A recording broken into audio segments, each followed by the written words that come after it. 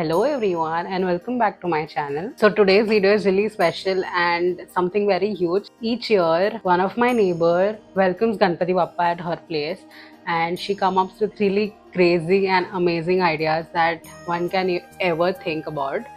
And this year the theme is Karmani Gati Gahanam, which is one of the shlok from Bhagavad Gita. And I'm gonna explain that to you detailed in the entire video. But firstly, just imagine you get 8 feet wall to paint as an artist.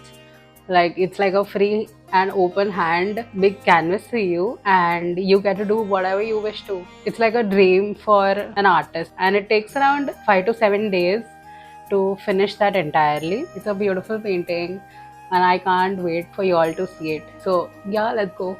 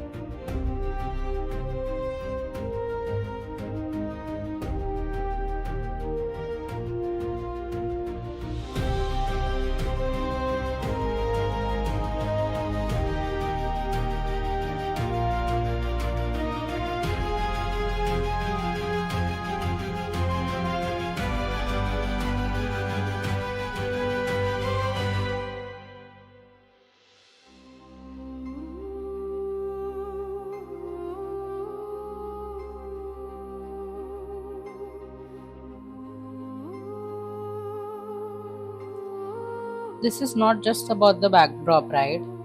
We took around 5 to 7 days to finish the entire backdrop, the entire painting. But that wasn't it. there was more to it. There was an entire setup that you will see in the montage of this video at the end. Did you know that it took almost 3 months for her to finish wholly solely by herself? And when you'll see, just look at each detail that she's put on. And you know, when you meet such creative people, you vibe your creative thinking along, and it becomes such a beautiful thing to work.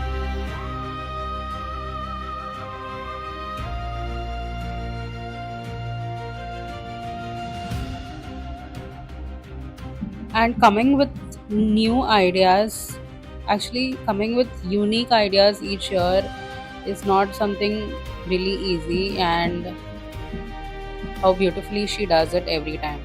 The thought about this video is that whatever karmas you do in your life, eventually it will come back to you, either in good ways or in a bad way. So one has to look before, or one has to think before saying something, acting somewhere in life. Enough of speaking, and now I want you all to see it in person. I want you all to see how beautiful this is. Let's just start the montage and you'll have an idea.